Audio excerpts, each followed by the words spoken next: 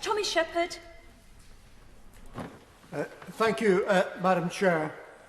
I have to say I think it is astonishing and perhaps a little bit frightening that here we are, elected representatives in a democratic country, meeting to give serious consideration to proposals which threaten the peace in Northern Ireland, pave the way for breaking of international treaties, and represent the undermining of the devolution settlement, which has been a fundamental part of our constitution for more than 2 decades. And it speaks volumes, I think, about the chaos and confusion which shrouds the current government that these proposals have even seen the light of day. Now, my concern today is with what these proposals represent for the devolution settlement. And I have to caution members opposite, because there's been a few gripes about, oh, the SNP will always oppose this. This is not a matter of the Scottish National Party taking umbrage at these proposals. When you move these proposals, you offend and affront not us or my colleagues, you offend the ordinary people of Scotland, who on the 11th of September 1997 voted by a majority of 74.3% to say yes to a Scottish Parliament and yes to devolution. And if that vote was taken today, those figures would be higher still, with up to 90% agreeing with either the partial or the complete autonomy of decision-making in Scotland. So those are the people that you need to justify these proposals to. I was asked at lunchtime by a BBC journalist, a hypothetical question. She said, well, would it be possible for the United Kingdom, after Brexit, to have a free trade agreement if it was the case that in different parts of the United Kingdom there were different rules applying? Would that be possible? And the answer is, of course, it would be possible. In fact, it is something that should be welcomed, because the diversity and differentiation is integral to the whole concept of devolution. All it would require is a simple caveat to any trade agreement that says that where a particular transaction refers to a matter which is within the devolved competence of the national governments, then their consent needs to be obtained for that particular proposal. A technical, simple matter, which is why I believe that what is happening here today with this bill is not about an internal market or anything to do with trade. The political objective behind these proposals is to begin to reverse the devolution settlement and the process of devolving decision-making to Scotland and to other parts of the United Kingdom. That is what is going on. And my evidence for this is quite simple. It's to point to the last 20 years, because we've had devolution. We've had different decisions being made. We've had variations and differences in different parts of the United Kingdom, and yet it hasn't stopped trade.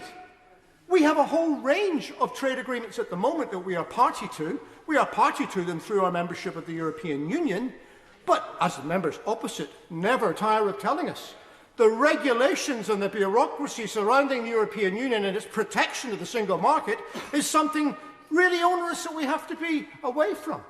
So if it's been possible for the Scottish Parliament to make decisions about minimum pricing of alcohol or smoking bans or animal welfare standards or anything else that relate to what is sold in our shops under the European single market regulations, then why on earth would it not be possible for that to continue after we leave under Brexit?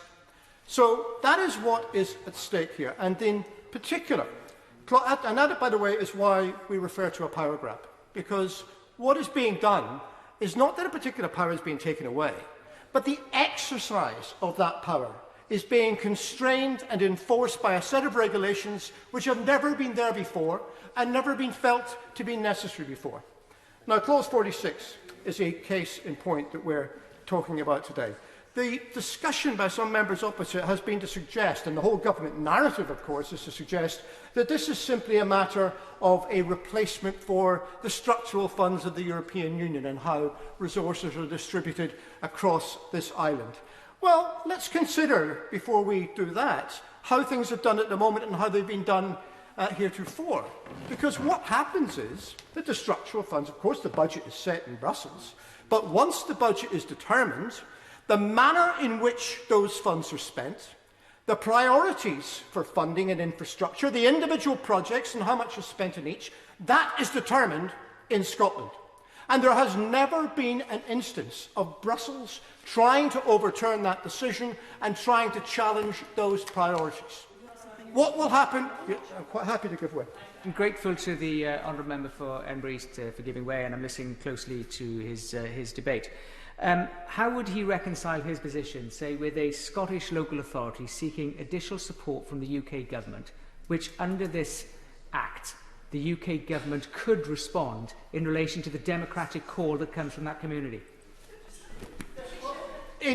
I was going on to make this point, which actually does answer the question you just posed, that rather than have a situation where the funds are taken to London and London sets the priorities for all parts of the United Kingdom and then disperses them to local authorities or anyone else in Scotland if it fits their particular priorities, why not take the money, divide it up and devolve it in the terms of increased capital allocations to the national governments within the United Kingdom? Why not simply do that? And then the Scottish local authorities would be able to approach the Scottish government, who would have more money and more capacity to build the bridges that have been referred to previously, and to actually deliver on the priorities of the people who live in Scotland.